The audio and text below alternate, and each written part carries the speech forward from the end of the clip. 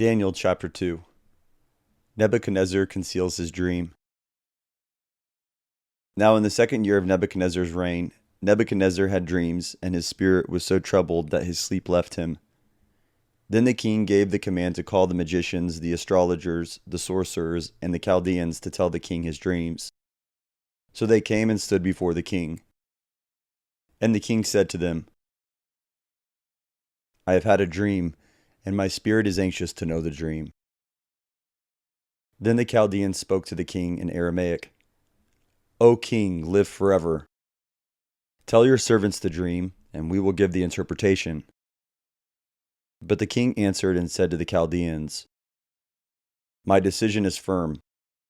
If you do not make known the dream to me and its interpretation, you shall be cut in pieces, and your houses shall be made an ash heap.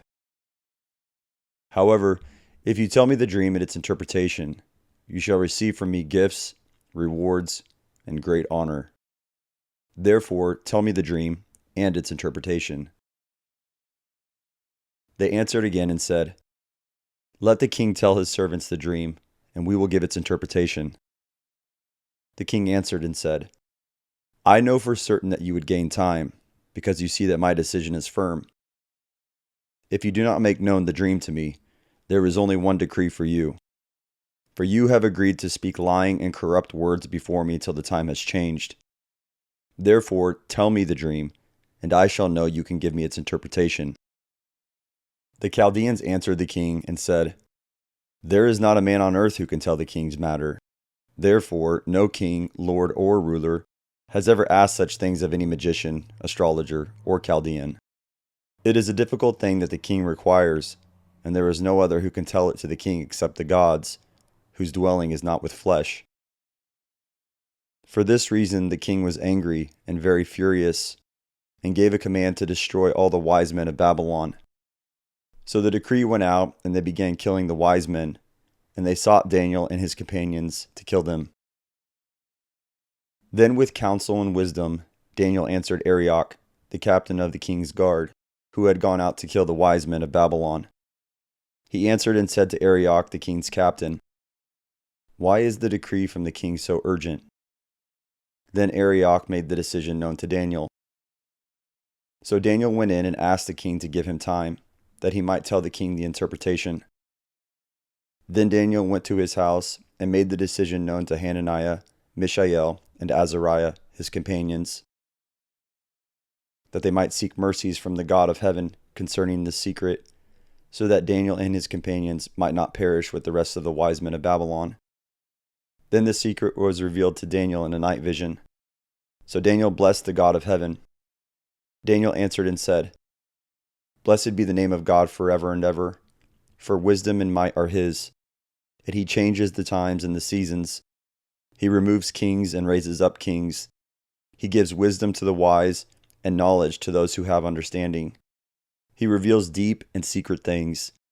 He knows what is in the darkness, and light dwells with him. I thank you and praise you, O God of my fathers.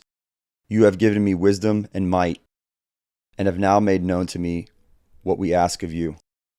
For you have made known to us the king's demand. Therefore Daniel went to Arioch, whom the king had appointed to destroy the wise men of Babylon. He went and said thus to him, Do not destroy the wise men of Babylon. Take me before the king, and I will tell the king the interpretation. Then Arioch quickly brought Daniel before the king, and said thus to him, I have found a man of the captives of Judah, who will make known to the king the interpretation. The king answered and said to Daniel, whose name was Belteshazzar, Are you able to make known to me the dream which I have seen, and its interpretation?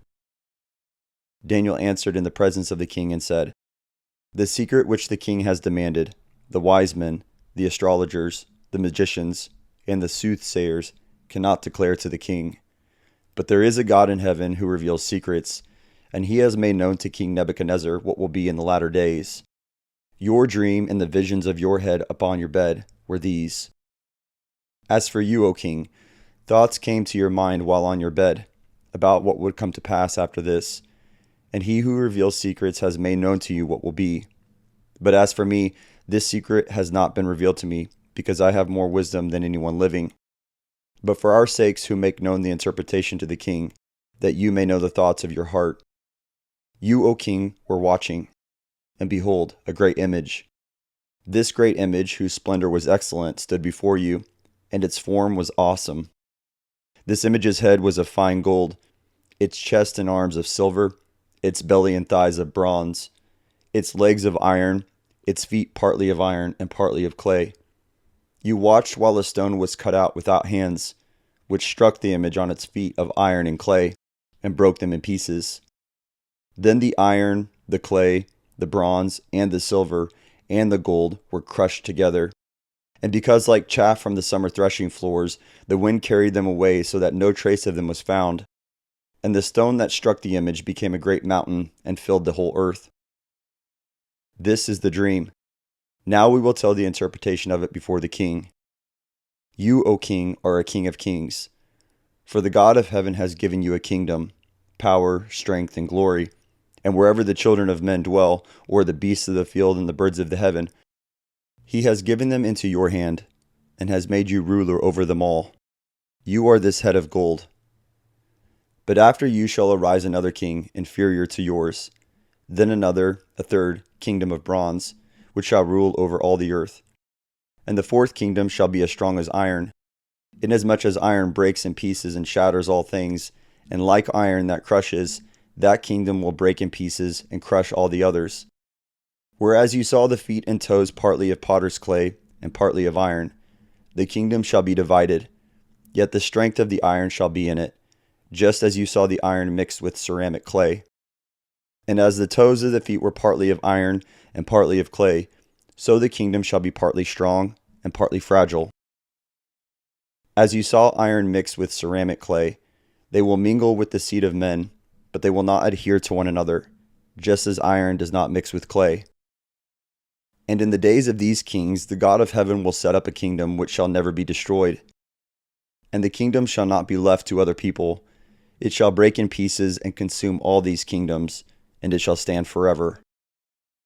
Inasmuch as you saw that the stone was cut out of the mountain without hands, and that it broke in pieces the iron, the bronze, the clay, the silver, and the gold, the great God has made known to the king what will come to pass after this. The dream is certain, and its interpretation is sure. Then King Nebuchadnezzar fell on his face, prostrate before Daniel, and commanded that they should present an offering and incense to him. The king answered Daniel and said, Truly your God is the God of gods, the Lord of kings, and a revealer of secrets, since you could reveal this secret. Then the king promoted Daniel and gave him many gifts, and he made him ruler over the whole province of Babylon and chief administrator over all the wise men of Babylon. Also Daniel petitioned the king, and he set Shadrach, Meshach, and Abednego over the affairs of the province of Babylon. But Daniel sat in the gate of the king.